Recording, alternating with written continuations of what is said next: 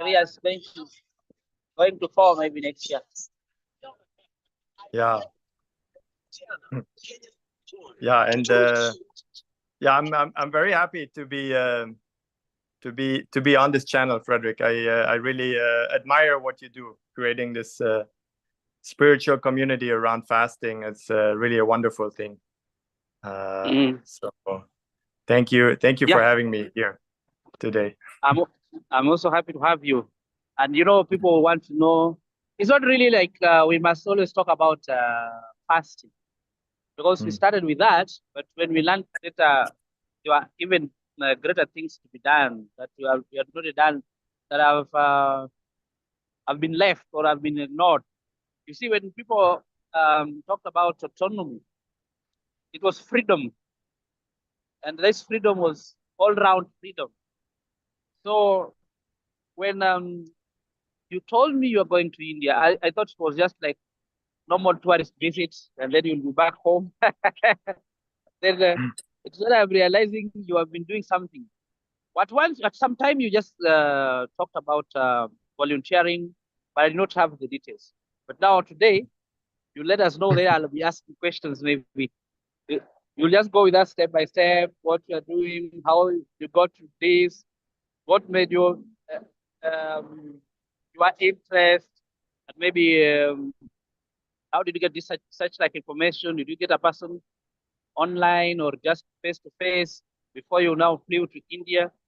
And Mm. yeah, and then you see, for any reason, for anything, for a person to pursue such like path, there's always a good reason behind it. The reason why you can leave every other thing and then you say, this is what I must pursue. So that is actually the key point here. It's the heart of your message today. The reason, Mm. the good reason where you leave other things and then you pursue this particular one, and you are happy in it, and you're satisfied and life is still going on very well, then maybe you are what you are planning for the future. So thank you Mm. and welcome. So happy to have you. Yeah. Thank you, Frederick. Yes, and that's great what you mentioned. We're all after freedom, aren't we? Whatever path we pursue, we're all after freedom, like you said. Um, so yeah, I will just give a little bit of an introduction. I will keep it brief, and then we can talk about the practices and what I'm doing now. Um, so I think like everyone on your channel, I grew up not quite identified with my culture. I couldn't really identify with this. I grew up in Germany, and mostly people around me were having very much a materialistic longing, and I couldn't quite fully identify with this. The materialistic dreams people were having around me um, did not seem like a fulfilling thing to pursue. Um, so I felt a little bit lost in growing up in my culture in that aspect, and I looked around me, but there didn't seem to be much else that people in my immediate surrounding were looking for. So then for some years, I was exploring drugs because that's something where it seemed like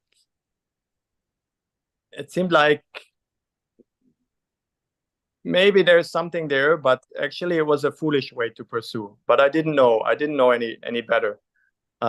So eventually, my girlfriend at the time sent me to a yoga class, and I was living very unhealthy lifestyle at the time. Um, and I didn't think much of it either, but going there, I noticed that it's good for my body, it's healing my body, but I also noticed what I found more profound is somehow I'm feeling more ease internally. My thoughts are calmer, more collected, and my mind is quieting, and I'm getting this sense of ease. So that really fascinated me. So then I just wanted to know more. What is this? What's this feeling? What is this yoga? that's happening to me? Why does this feel so good? And so then for about 10 years, I was trying to explore this deeper. And I was pretty soon, I started meditating daily in my home. And for the most of this time, for most of these 10 years, it was something that I sort of did on my own. I didn't really speak about it very much with friends or family. And when I did, oftentimes they would just change topic, or it wasn't met. It was met with misunderstanding. So for the most time, I sort of kept this to myself, and I didn't have a spiritual community. And I would go to yoga classes, and then I would explore different things online. And it came to a point where I wanted to go deeper into yoga, but I felt like I wasn't having everything that I need, all the tools that I need. You know, I was a lot of the things I were learning, I found online with different teachers, or I was reading books of different masters. Um, so I was trying different things, and I was somewhat disciplined. Every day I would have a spiritual practice, and I wanted to go deeper, but somehow I felt like I wasn't making the progress that I wanted to make. Often it felt like I'm making like a step forward and then a step backward, and am I really getting somewhere? This was I wasn't sure of that. And it was a confusing journey. Now with the internet, we have access to all this. We have such a rich access to all these different things from different cultures.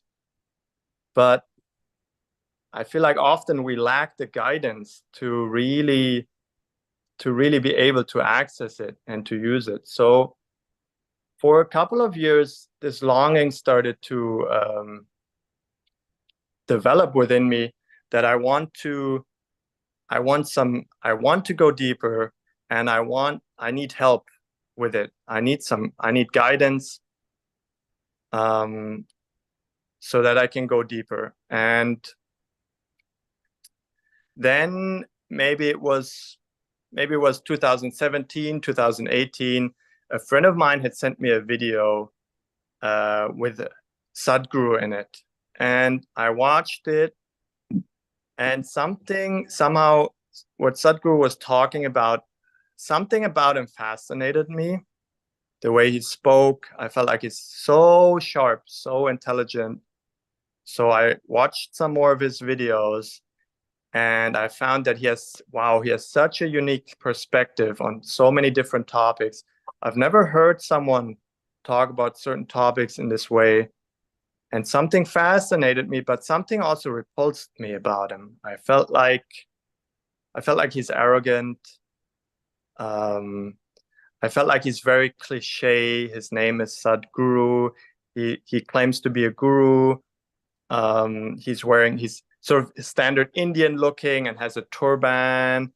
I felt like this is what I would imagine a guru to look like. So it felt too cliche. And also, I felt like he's selling yoga. He's selling these courses. Somehow, I really felt he's arrogant. Now, looking back at it, I can say, actually, this was me being arrogant. It was my arrogance that was reflected back at me through this being. I didn't see it. I couldn't see it at that point. So then I forgot about him again, and I went on doing whatever practices I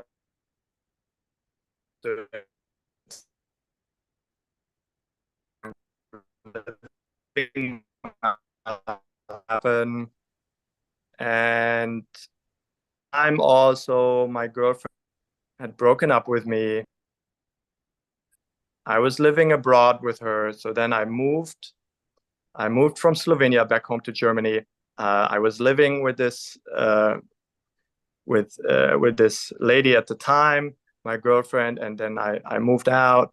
And Also on top of that, I'm trained as an artist.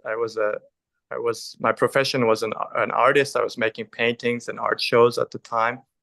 And because of this COVID lockdowns, I couldn't practice my profession. So all of a sudden, three abrupt changes. One is my relationship, one is my surroundings, where I'm living, and another one is my profession. These three things suddenly, abruptly, it felt like they were taken.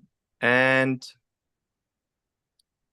I felt this pain from that. And through this pain prompted me to go on looking deeper and to start asking spiritual questions again with more intensity. And so I went on a little solo retreat. I went to be by myself for 3 weeks. And in this time, I thought, why don't I change diet? I was used to eating quite a bit of meat. And I wanted to transition to a vegetarian diet.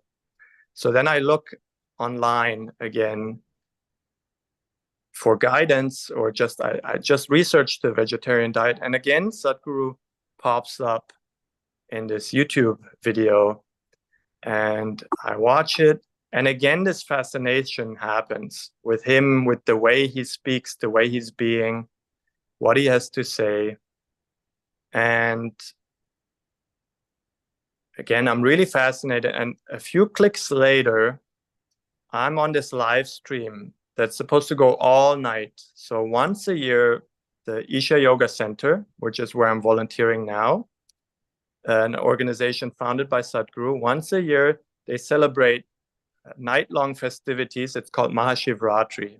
It's a whole night of song and dance and festivities.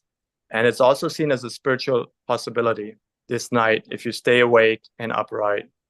And so I clicked on it, and then I ended up staying up by myself all night and watching this live stream. And when I saw Sadhguru dancing, something happened to me. I felt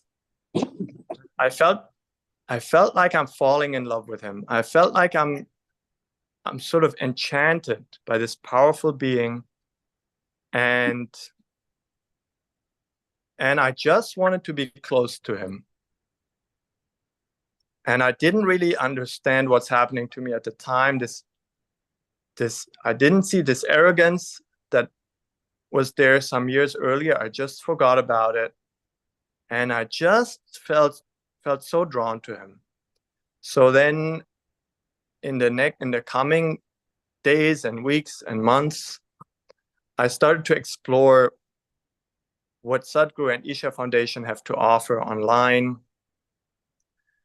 And they have several free meditations online, so I was trying those.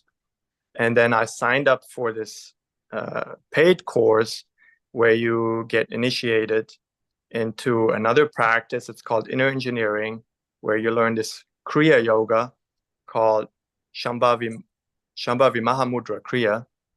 And these Kriya Yogas are about cultivating your life energy. I'll talk a little bit more about that in a moment.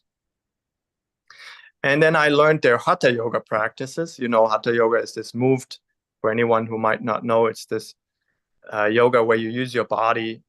You know, this what comes to mind, I think, when most people think about yoga. I found somebody in Berlin to teach me this Hatha Yoga. It wasn't so easy because of the lockdowns. But then I developed this longing to go to India, to the ashram. It was very much there. I couldn't ignore it. And doing these practices that were offered, they felt very powerful immediately. They felt, you know, like I said, I'd been doing meditation and yoga, different practices for 10 years. But even the free practices that were offered, felt very powerful. I could immediately tell that. And so anyways, then I wanted to move to the ashram. I had to wait for a bit. Eventually, I got the okay from the ashram, and I made some arrangements in my life. And then finally in 2022, in the summer of 2022, 2 years ago, I moved to the ashram. I thought I would stay there for 7 months. I ended up staying almost a year because it was so fulfilling, and it resonated so strongly with me being there. And I've learned so much in that short time. I've grown so much as a person and spiritually. So then I went back home for 2 months to sort of say hi to friends and family, and also to take care of a few things I had to settle. And then I went back, and now it's been another year. So I've been 2 years now living in India at this ashram. And I don't really think about the future at the moment because it's so fulfilling. I don't have any other plans. I know I want to be there, and it's sort of an experience that keeps growing in depth and intensity. And I keep learning so much there. So so now maybe I can talk a little bit about what we practice there. And Frederick, and anybody else, if you have a question, you can also ask, because there's many things to talk about. I just want to make sure that I'm speaking to what people are interested in, the audience here. So generally, yeah. We know this practice is just little. We don't talk much about them. And there's a reason why it's like ABC, the basics, the starting points that we want to understand. Because, like, first, now we are practicing, me and some few people who have embraced Qigong. We're now doing Qigong, but then yoga is also there. But what you are practicing, I don't know if you were to give the types or the depths. Is it like what can be classified differently, or is part and parcel of yoga but very deep this way or that way? Exactly, so that we understand. We understand. I know yoga are movements, almost like what movements we have in Qigong, but I cannot tell what exact movements they are until maybe I do my research. They are all over the internet. The way you say these things sometimes just pop up, and then maybe one person gets your attention, and then you just follow and you follow. So those basics are very important, because I know most people, especially those who have in my channel here, don't know totally. We, we are just like you before that time you were talking about when you came to know about it. It was something like we can say in the Western world, totally. People don't know exactly what this is. And by the way, I just need to let you know that some of the Western culture, I know you know what I want to say already, clashes with what idea of the yoga. Because people feel this one, no, I know there's even the labeling. We have been talking about this every now and then with Elitom when he's talking about some people call witchcraft, what. Somebody will even think, oh, my friend, you are looking nice, but now what is happening that now you are, you see, those misconceptions you can also, by the way, when we have what we call contrasting issue, then discussion becomes very, very deep. Yeah, you will need to defend. You say the truth about this thing. This thing is not what people are saying it is this way. Or what I know is this and this, and what we practice is this and this. I was also very interested about what you're talking about, the dances entire night. Are they regular? Are they often done? What is the time frame for doing these dances overnight? Or it was just one event and then there's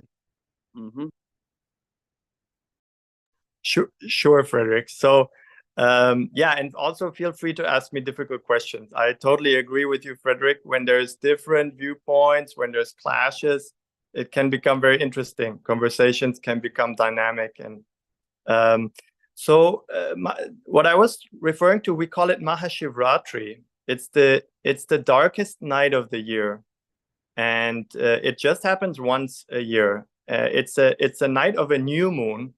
Shivratri is the Indian word for new moon. So the moon is almost not visible. And historically, we say that is the night when Shiva and Parvati got married. I can talk about Shiva a little bit later also. But Sadhguru says this night in particular holds a special spiritual significance for anyone. So it's best to keep your spine upright so that your nervous system is flowing. And it's best to be attentive. So you can dance or you can sit or whatever you want to do, but just be upright. And just by being awake and being upright, this one night of the year, it falls on different dates.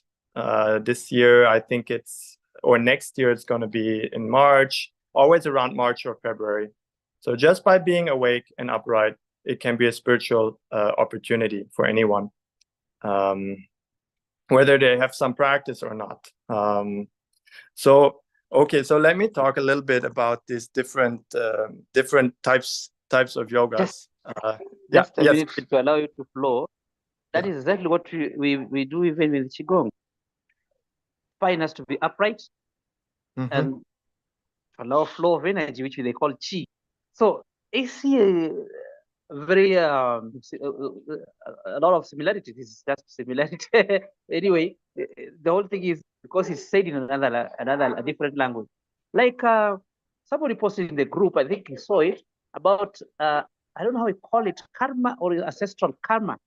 Remember something like that? Ancestral karma. And I'm like, we talk about bloodline curses in Christianity. These things are one and the same. It could be that it's just coming from another culture, another language, but the meaning is one and the same thing. People are referring to one and the same thing.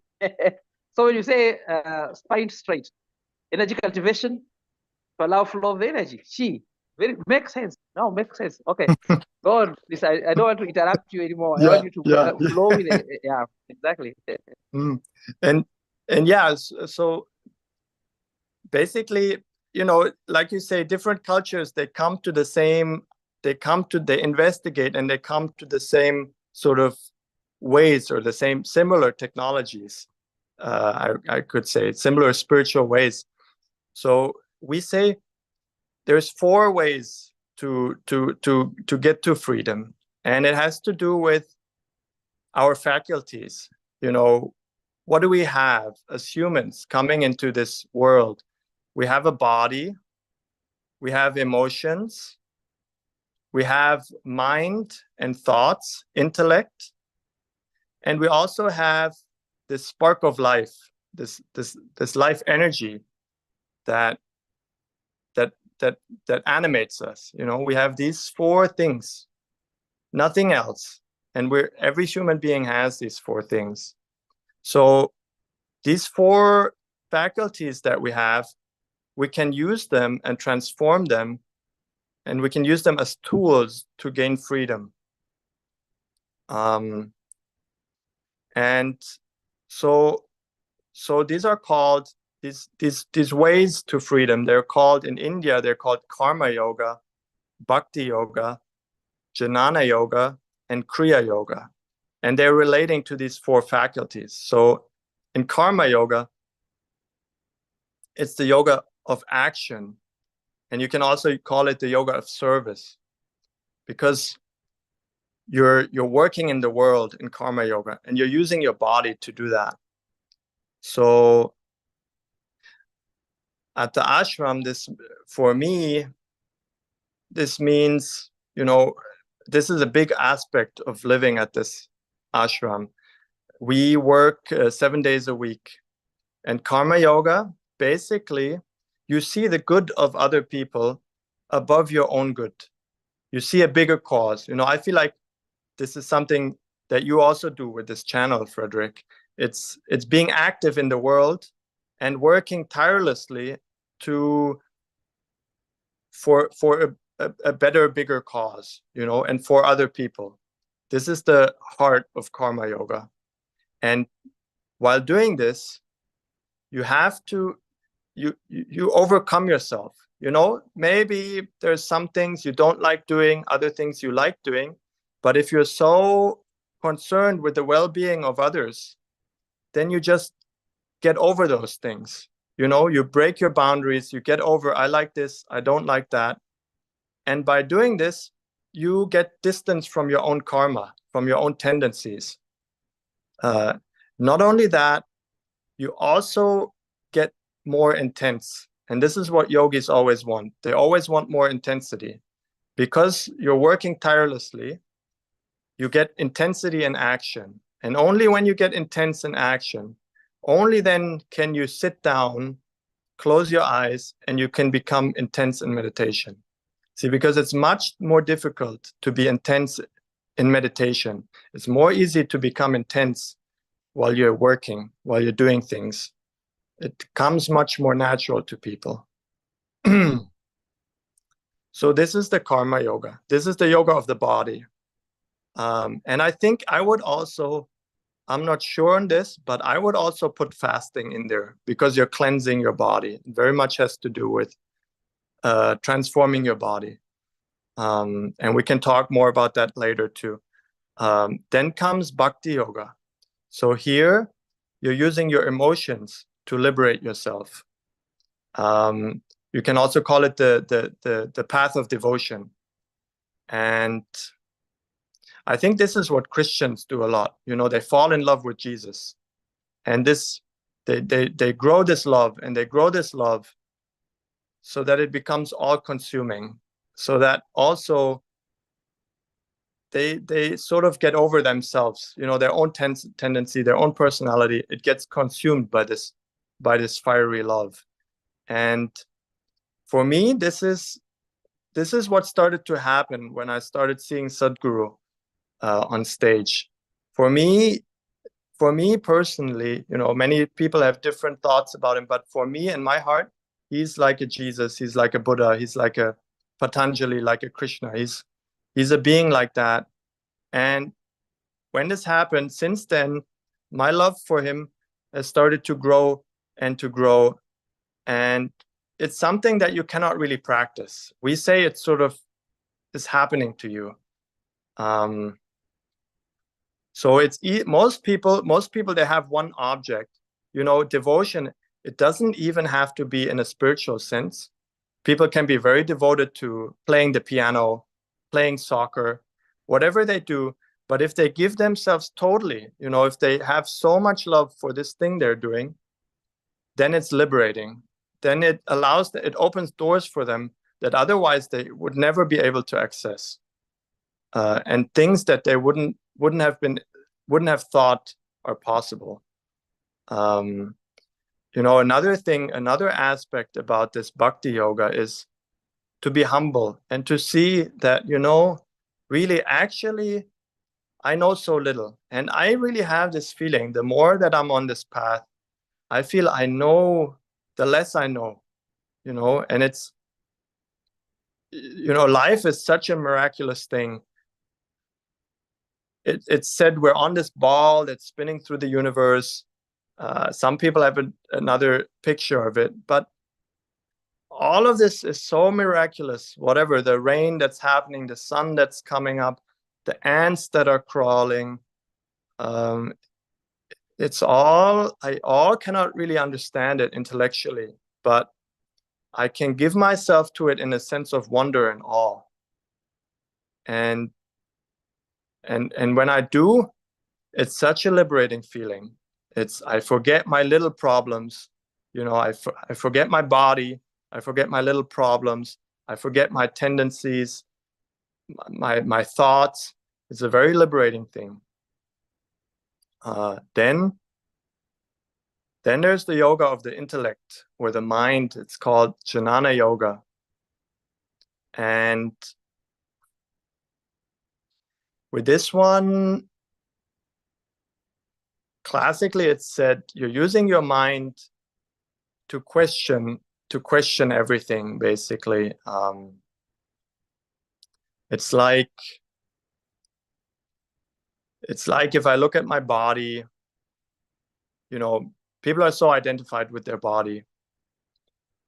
And I think, just a side note, I think fasting is a very powerful tool to become less identified with the body. I think that's one of its main spiritual significance. And that's why I think people from different religions all around the world have fasting as a discipline, because when you're fasting, you really can see, I'm not this body. But anyways, I'm digressing. Basically, when you're using your mind and you're really looking at things, you can ask, who am I? What am I? And then you can look at your body and you can see, oh, my body keeps changing. It keeps changing. It's a different body than I had when I was 2 years old, 5 years old. If, God forbid, but if I were to lose an arm, I would still be Yugarupa, even though part of my body is gone. So am I really this body? If I really look at it, I cannot say that I'm this body. Maybe it's something that I use, a vehicle that I use in this lifetime that allows me to take part in this existence, in this creation, but it's not really me. And the same goes for the mind. If I really look at it and I question and I look at my thoughts and then I ask, is this me? Am I the mind? Then I also see, yesterday I thought a different thing than today. Then a friend tells me something, I think about it, then I watch TV, suddenly I think about something different. So the mind always keeps changing also. And many times on one issue, we might think, fasting, who does fasting? It's a terrible thing. Then I try it. Now I have different thoughts. Now I might think fasting is a wonderful thing. The same being, also Yugarupa, has the same contrasting thoughts in a different time. So am I really the mind? If I really look at it, no, I'm not the mind. So then what am I? And just this constant questioning. So at Isha Yoga, one thing we do, I'm not going to talk too much about it, but one thing we do is we always contemplate this. I'm not the body, I'm not the mind. And this brings freedom. Just using your mind to contemplate this brings a certain amount of freedom. And then the last aspect, which is a big part of what we do at Isha Yoga and at the ashram, that's Kriya Yoga. This is enhancing your life energies, like you do in Qigong also. It's enhancing your life energies so that they grow to a point so that your life becomes so vibrant. You become so vibrant as a life, not as thoughts, not as your body, not as your emotion, but just as a life. You become so vibrant that suddenly you just see the life around you. You don't see the people around you. You don't see, you don't see the names around you, the places. You just see life around you, because that's the source of it all. And when you enhance your life force, that's what you start seeing. Oh, this life that's within you, Frederick, and the life that's within me, it's one life. And at the Isha Yoga Center, so in Isha Yoga, you learn we call them kriyas. You learn certain types of meditation that are specifically designed to cultivate your life force. Another thing, how we practice Kriya Yoga, is actually the entire ashram, this whole yoga center, is consecrated. See, Sadhguru's specialty is actually to consecrate, to breathe life energy into objects and people. So this whole space, it vibrates with a different energy, which is also why I'm so drawn to being there. To me, we wake up at 4:30. We do yoga and we work all day long. And then at 10:30, we're back in bed, so we have pretty long days. But to me, being in this space, they just fly by. The days just fly by. Time just goes so fast. And I think this is big part of that is living in a consecrated space. Another part of it is because I'm having an amazing time. I really feel challenged and I feel joyful. But it really also has to do with it being consecrated. And that's the more I'm there, and the more I'm in India, I'm starting to learn that this is really a spiritual technology that used to be present in all of India. You know, they call them lingas. They have these energy forms that are by some master, they were consecrated. And when you just go there and sit with this energy form, you suddenly get access to some dimension of life, some way of being. And they were all consecrated for different purposes. And the energy forms in the north of India, they were largely destroyed by invaders. You know, invaders started coming to India 1,000 years ago and started conquering the land here, and they destroyed the temples.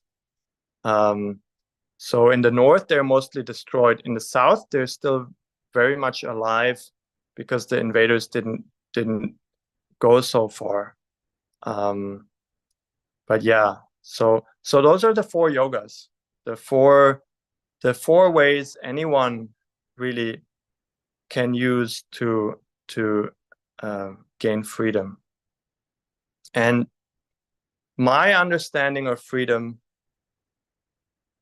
is basically that you're not a slave to your tendencies, that you understand, you know, because for me, I've had moments where I really feel like experientially I'm not this body and I'm not this mind. But they've been moments. But my goal is to live like this, to have this experience constantly that I'm not the body, I'm not the mind, because then there's nothing you can be afraid of. Because any suffering that comes to you, only the body can suffer and your mind can suffer. So then also you don't have to be afraid of death when you really know experientially that you're not the body, you're not the mind. Then death is not so important. You know, it's not, my goal is not to live 2 million years to become immortal. My goal is just to realize this, that this life around me and this life within me is one and the same, to really experientially realize this and to live like this every moment. Somebody has written something down here. I think when you're explaining, she's left. She said you post this, but she said this meeting sparked me. I am sparked by this meeting. Then another person is asking, what is concentrated mean, or concentrated, however you spell it? I don't know if you can remember the time you mentioned that, because it's written how many minutes ago, like 3 minutes ago. Sure. So Lori, consecrated means that these objects or people, that, let's just say objects for now, that these objects, they are enhanced with life. It can be a rock. You know, often these things are rocks, or they're metal ovals. Often they're in the form of an oval. Don't ask me why. I'm not a specialist in this, but consecrated means that they're enhanced with life. You know, they're objects and they're enhanced with life and with information, so that when you sit with them and you keep yourself aside, you can access some of that. You know, yeah. And maybe, you know, if no other questions are coming in, I can just say also briefly, for me, I'm feeling more and more joyful. I'm feeling more and more joyful and loving and peaceful.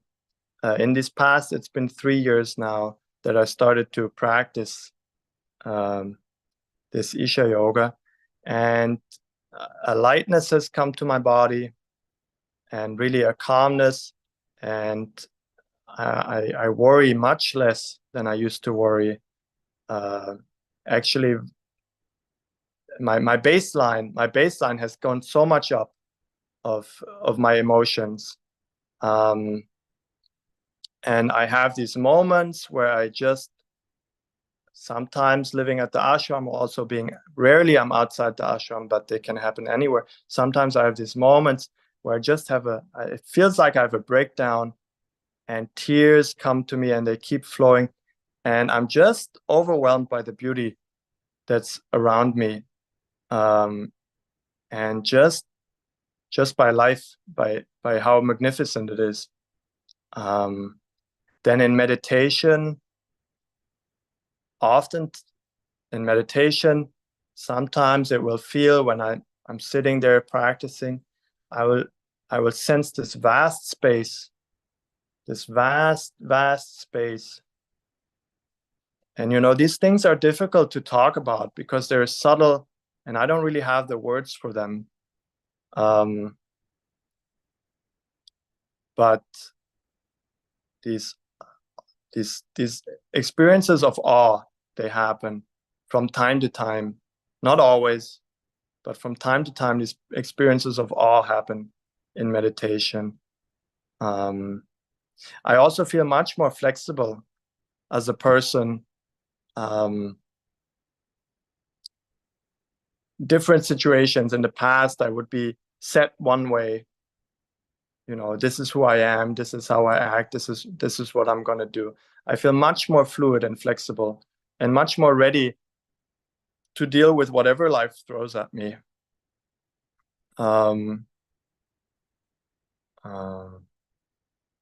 Yeah, these are some of the things that's been happening to me.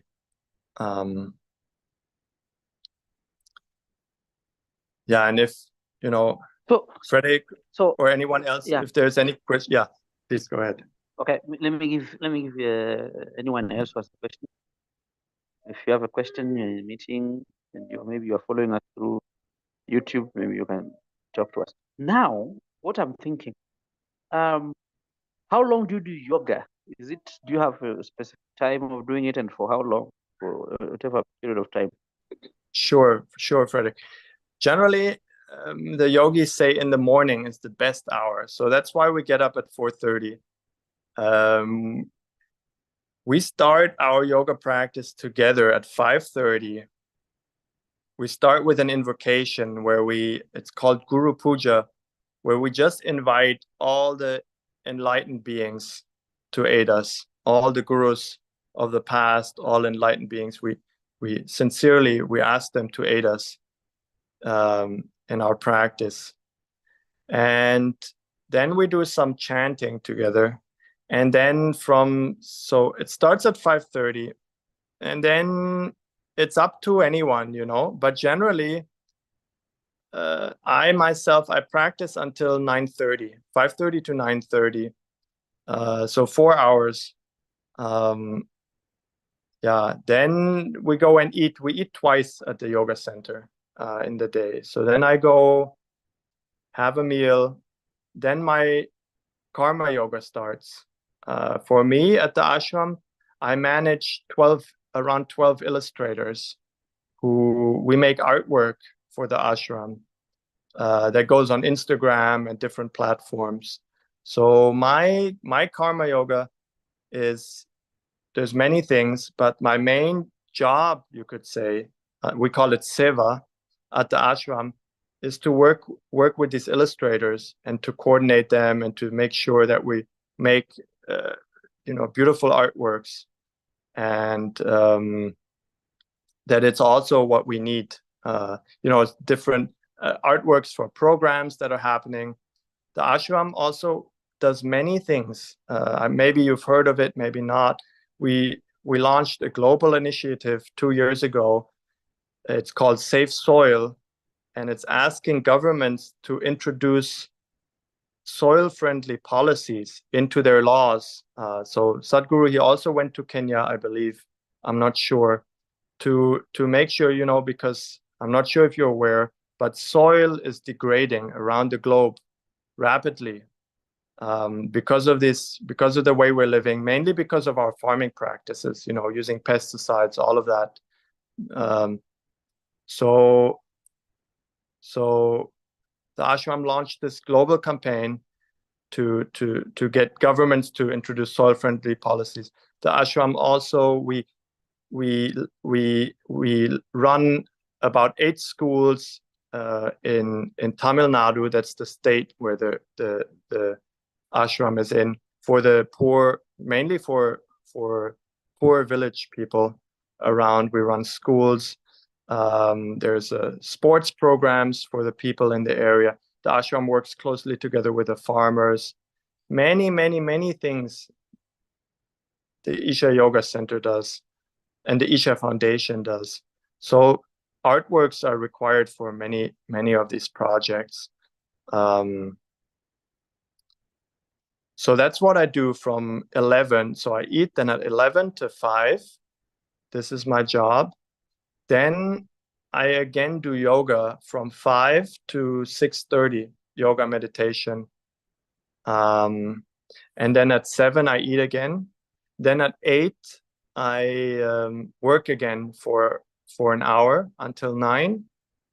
Then from 9 to 10, I meditate again, or 9 to 9:30, often I meditate again. Then I get ready.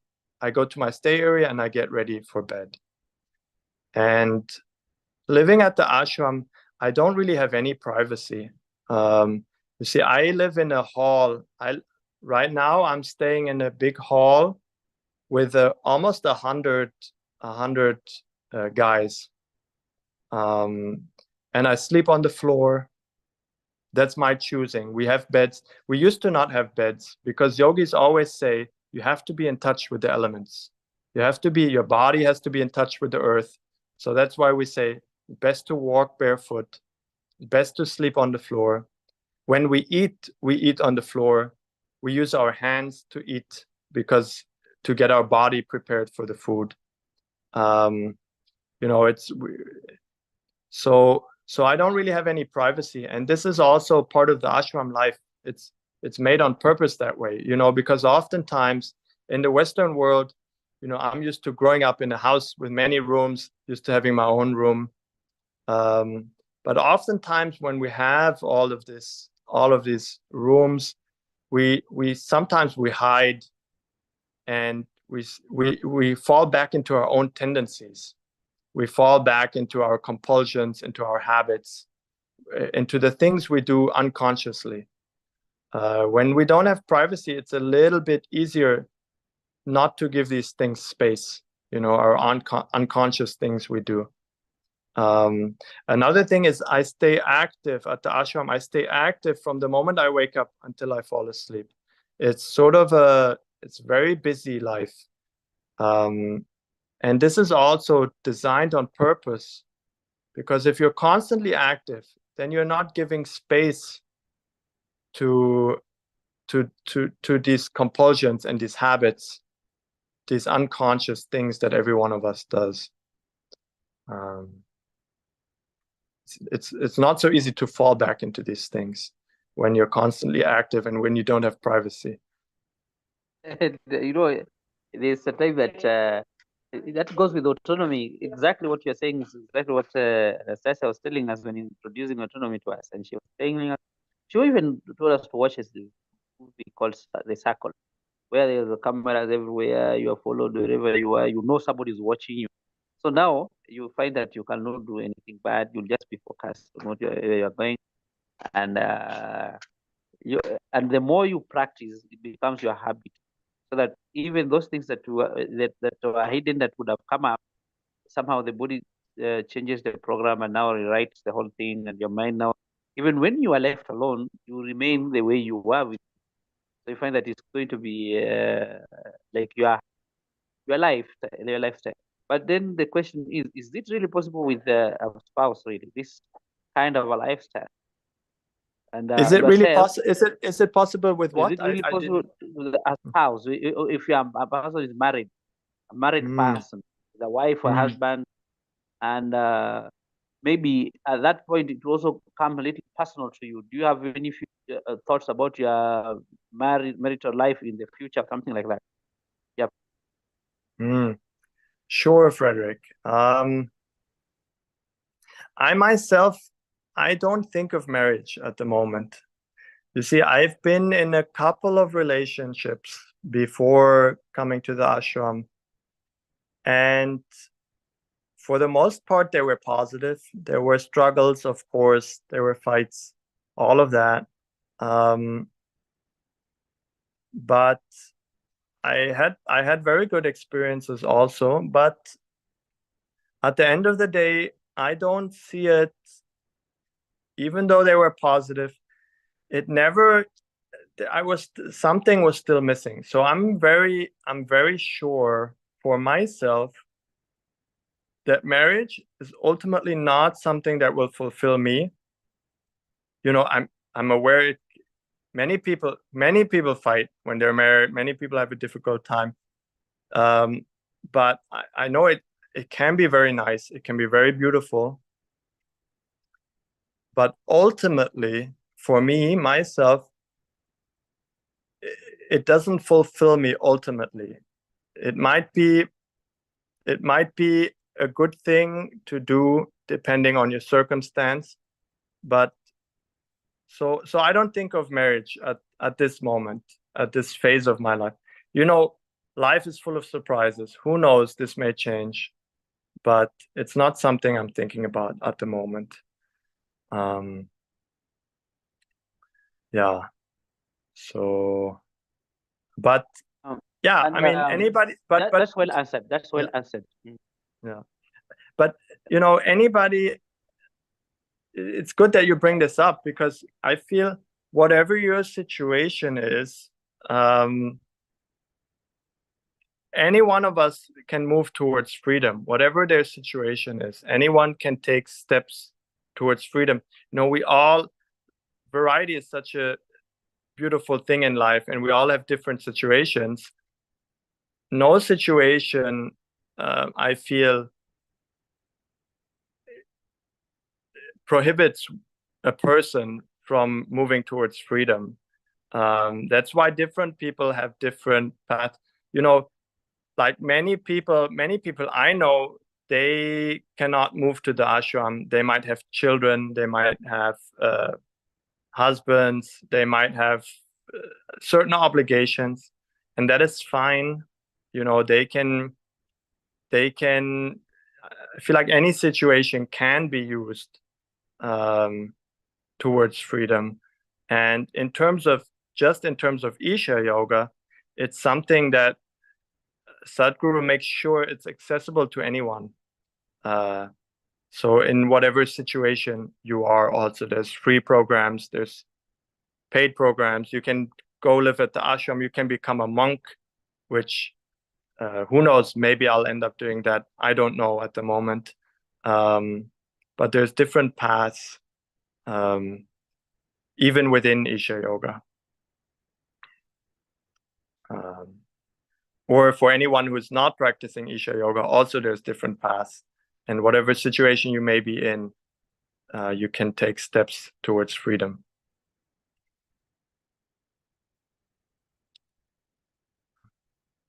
Um, Fred, Thank you. Well answered. Frederick, if there's no questions, there's one more thing I'd like to say, thinking of your channel also and your audience, which I wasn't aware of before coming to the ashram.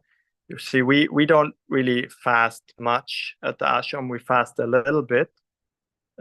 So one thing is, like I already mentioned, we sit on the floor when we eat. We eat in silence. We eat with our hands. We eat vegetarian food. Most of it is vegan. A lot of it is raw. We eat twice a day. That's how we say an invocation before we eat of gratitude. We try to give ourselves totally to the food when we eat. realizing that this is life also, and that it's giving itself to us. So we want to give ourselves totally to it.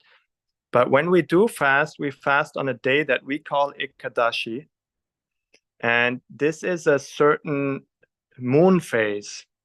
So this is, I think it's 4 days before the new moon and 4 days before the full moon. It happens twice a month. And Sadhguru says around that time, if you're sensitive to your system, there's 3 days where the body doesn't want food so much, where it's much easier to fast. So maybe it's something you can experiment with also, if you're interested. And Sadhguru says one of these days is the Ekadashi, and it's has to do with the relationship our body has to the moon. You know, the moon goes through cycles, our body goes through cycles.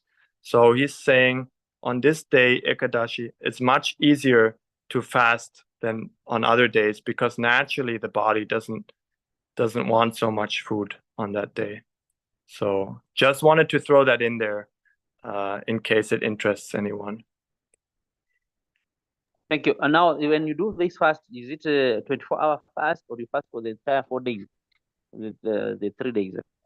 It's up to. We don't make it a rule, so it's up to us. You know, many people, they just don't eat the first meal and they eat the second meal of the day. Other people make it they fast the whole day. They don't consume anything the whole day. So it's left to us. Yeah. You know what I've realized with the practice of now I can say yoga stroke qigong, it gives a lot of energy to the body. So much energy, and you'll be able to see how somebody's face, like yours, is radiating. And because it's their daily practice, most of the things we get as benefits of fasting, when a person do these practices, they get them, they have them. That's what I'm trying to say. So you'll find that you may not need a very long period of fasting. This is what even our teacher Ellington was emphasizing when he was with us. It was like, don't go the fasting way, go the energy cultivation way. And after you have done it in a way that you have cultivated enough, your body will be able to tell you. You'll be able to tell that your body is telling you, I don't need a lot of consumption, a lot of food that stuffing. So that fasting comes automatically, and when it happens, like you have said, you can do it like a day or a meal, and you're just satisfied because you're not missing anything anyway. If it's the issues of blockages, they are left. They are left with your daily practices. Those little exercises that we do, stretching. Like now, I'm just from stretching. We are stretching with some a person that I've never done that before. And after that stretching, we took like I think 15 minutes, and she was like, "Wow, my body!" Because now the skills now that I have are very specific to get out the blockages, to allow the energy to flow. So you find that somebody, when we were doing this before, we were overemphasizing the idea of not eating totally, not eating, not eating. And that's why we're going to autonomy, dry fast, or sometimes water fast, juicing. But now we have come to the knowledge that you can do daily practices that have result almost the same as a person who has done maybe 7-day water fast or 5 days dry fast. So immediately you do, when somebody does these, and you remove those blockages and you allow flow of the energy, you find that you have almost the same results, almost the same, because even some symptoms, we can say that, like withdrawal symptoms, symptoms of how do you call this one? You feel lethargy, you feel sometimes even sleeping. Like today, Sunday, I did it so much your energy cultivation. I feel like I was having too much energy that I could not sleep. The same thing happens when you're doing dry fast. You reach a day like the 7, the 8, you can't sleep. So it is about getting the priority, getting the, but not emphasizing so much on on one point or the other. But I like your journey. The only thing is that we have, I know most of people still may be having questions. Your background, if you leave alone what you're practicing now, your background, you came from a Christian background, is that right? No, Frederick. Actually, I grew up Oh, agnostic. I grew up atheist. Or okay, or is it agnostic? Yeah, no, my parents chose not to baptize me. So um got you. so yeah, but You I, know why yeah. I'm asking so? Because you see, when you have, let me use Christianity and Islam, when you have this religion telling you this one telling you this, then there's that conflict, and then you cannot allow more of flow of new information. This is what blocks so many people from getting the new ideas, exploring, like all these things we do here.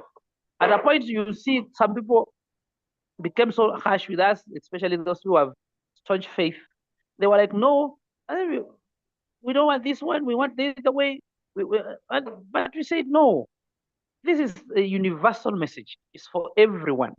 So there's nothing like we are exalting this one and leaving this one and doing this. Your faith, no problem. You just practice your faith, have your belief. Nobody's is touching that. But there's something that you are practicing that could be practicing that is going to help another person. Is a practice that is like we can call it a universal one. Health is a message for everybody. Everybody needs a good body, no matter what you believe in. As we were talking, this is what came to my mind. If you leave alone so many other things, we can throw them away, those ones, because the arguments don't always end of this one, that one, this one. Now, as we were talking, what I saw was like, what is the meaning of life? And I was looking like, okay, somebody comes in here, stays for like 2 years, is gone. Another one stays for 40 years, is gone. Another one, others I've never even did not hear about them. They lived and died long time before even we were born. Others in the same present time, we live and never will we ever interact in one way or another, whether on the media, on the videos like this, on the face to face. We'll never. We are breathing the same time, living the same, but people are living their lives wherever they are. So I was like, what is really life? As you're talking, there's some point you're bringing up there, and you talked about it. I'm not looking at immortality. You talked about that. Yeah, that is the time that I was asking, that question was popping into my mind. I'm like, anyway, what's really the meaning of this life? What are we really pursuing? Why are we even alive? I find this question very important for me today in this meeting because we have too many knowledge seeking here, seeking there, but sometimes this life itself is within us. If we look from within, that's it. That's it. Mm, If we mm. can just be looking from within and have contentment, have peace, and we are satisfied. That's it. And that's the meaning of life. And then how you said it, shining, give it to others. Like, what now do I have? I have peace. I spread peace. I'm contented. I'm not worried. I'm not anxious. I'm not going to make another person to be so. Because sometimes even what we talk can make a person, how we behave, can make another person, it is infectious like any other disease, fear, panic, you see, Mm. can just be bringing some people to do even sales. They come and bring some things that confuse people so that people can buy their products or things like that. So, yeah, we need to Absolutely, Frederick. reconsider. Mm. We can only give what we carry within us. We can only reproduce what we have within us. If we carry anxiety within us, then that's what we're gonna express, and that's we're gonna bring to our environment. That's what we naturally do. We can only share what is within us. So a happy person shares happiness. A loving person shares lovingness naturally. They don't have to try. It just comes out because that's the way they are. but on the same token, an angry person, naturally they will spread anger without trying. But yeah, you had such a beautiful realization there, Frederick, and thank you for sharing that. That this life is within me, and maybe I'm quoting you wrong, but you said I just have to look inside and see that, and that's I resonate with that very much. I think that the truth is within us. We're so accustomed in this modern world of sensory overload. We're so accustomed to looking outward, constantly looking here and there, with the smartphones, with the artificial lighting we have everywhere, with all the noises. I feel like everything is cranked up so much, with all the food, with all these different tastes, with all these different flavors from everywhere. We're so used to going outward, following our senses, that we've forgotten how to move backwards, and not to follow our senses outwards, but to move backwards, to direct our attention inwards, to find the truth of life that we are. And what you said about your channel, that it's not Christian, it's not, these teachings are for everyone. That is so important.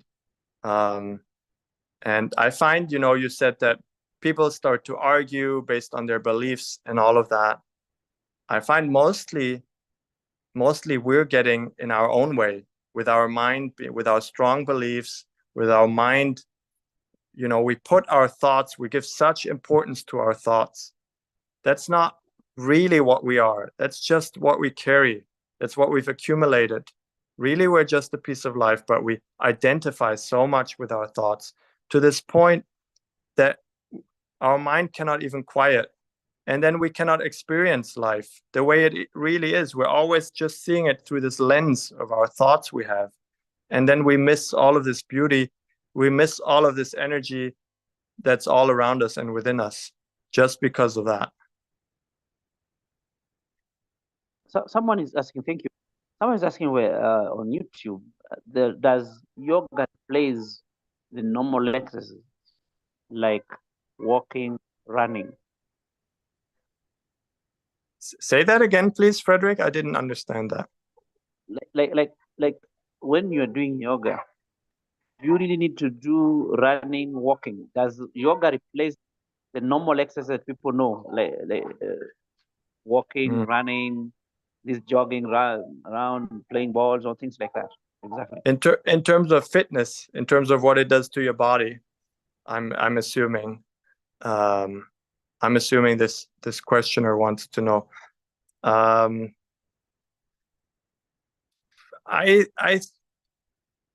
Yes, there's different forms of yoga, and some if we just, the main goal of yoga is not a physical one. It's just to transform the body so that it doesn't get in the way on the spiritual path. Like you said, Frederick, if we don't have health, we don't have anything. And I think you said something like that. And I agree with that. And so basically, when we do physical yoga, we call it hatha yoga, this moved yoga that most of us know. It's just to get the body out of the way. Because if we don't take care of our body when we sit down to meditate, then suddenly, our back will start aching, our knee will start hurting, many things will happen, but not meditation, if our body is not healthy. So to answer your question, there's different forms of physical yoga. Some of them get the heart beating fast too. Some of them you start to sweat. So some of them are like cardio, like what you might do for running. There's others that are slower, that are a bit more meditative, but both exist. So yeah, if you do this, this more vigorous yoga, then you don't need to do any cardio exercise anymore. But walking is a very good for the body. We at the yoga center, we walk a lot also. Sadhguru on purpose, he placed the buildings far apart so that we'd have to walk a lot, because it's very good for your body to walk.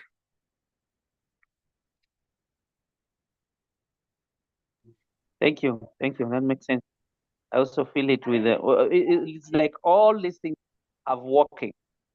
Whether you, I want to share something with you. I just saw Please do. that guru dancing somewhere. I wanted to share with you. I don't know if it's going to be possible here. Make it, get it, get it. Let me just see.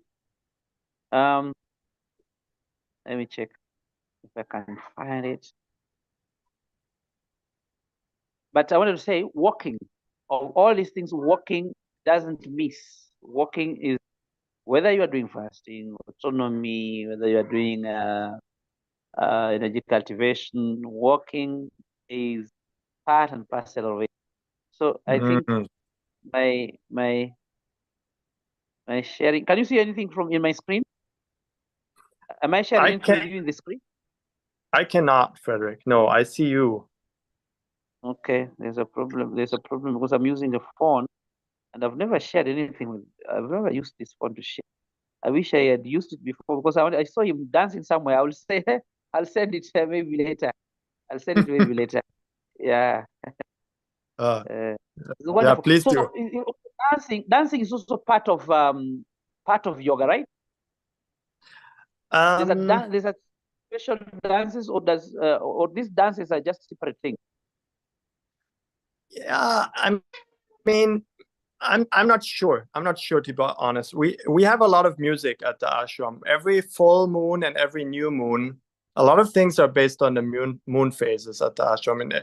And every full moon and new moon, we have loud music, and people dance like wild to it. They dance like crazy. I think it's because when you're dancing, at least I've had some of these some experience like that.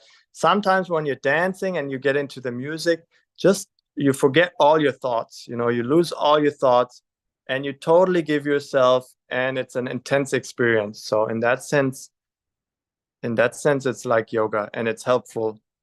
Basically, whatever allows you to give yourself totally, where you forget your thoughts, where you get more intense. I think anything like that is a great help for the spiritual path. And this might be different things for different people. For some, it might be dancing. For others, it might be playing an instrument, whatever.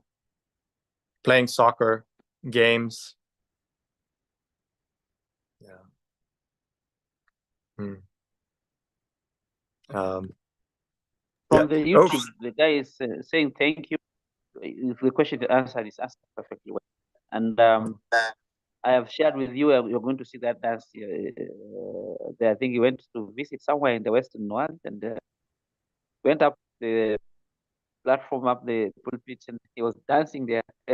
Otherwise, from my side, I think I'm fine. I know people may want. I know the next thing will be Yugarupa to help us with some practices. Can we do some practices? One of these days, we can do one of the things doing. Maybe if you will permit, if there will be that permission, because the way you said it's there are some that are free, there are some that are paid, so we don't want to go that paid one. You just want the free one. Yes, sure. Yeah. Sure. I would love that, Frederick. I will also say now, there's a if you're interested, if you want to try this Kriya yoga, there is a practice called Isha Kriya. Isha Kriya, it's free on YouTube. If you want to try it out, there you can give it a try. For me, it's been a very powerful and impactful practice. I don't practice it anymore, but I did when I started on this path. It's a wonderful practice. I'd be happy, if people want to, I'd be happy to. We can practice it together on the channel. whatever people want. If there's questions, if there's any questions that haven't been asked now, I'd be happy to write on the YouTube page, or whatever there is. Just let me know, Frederick, if there's any follow-up needed. Yeah. So thank you so much. I will call you by name now, Yugarupa. I know I pronounced it well. Yugarupa. Yugarupa. Thank you so much. You're going to have Thank again. I'll get feedback from people if they want this practice, and then we'll see, we organize, and then you will tell us the time you're free, and then we'll do it. Yeah. Frederick, thank you so much. But you are welcome. Yes. And what time is it? It's 7:20 here, p.m. in the evening. Now, what time is it where you are now?